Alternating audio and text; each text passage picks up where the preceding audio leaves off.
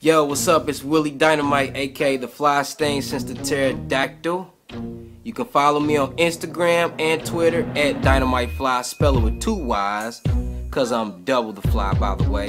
And today what I want to address on is these deadbeat moms. Like, you don't take care of your kids. You got a lot of ladies out here that's having kids just so they can get back extra money on their taxes, and then they turn around and get their taxes. They don't spend shit on the kid. They don't spend nothing on the kid. They go put their baby daddies on child support just because he don't want to be with them.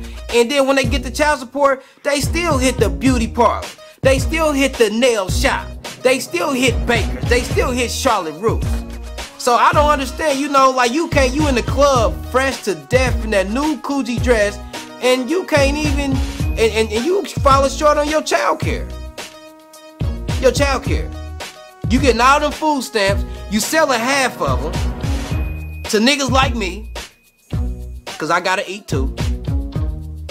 And you know, you got cornrows in your hair, the baby got corn in his. You know, you need to, and you know, and ladies,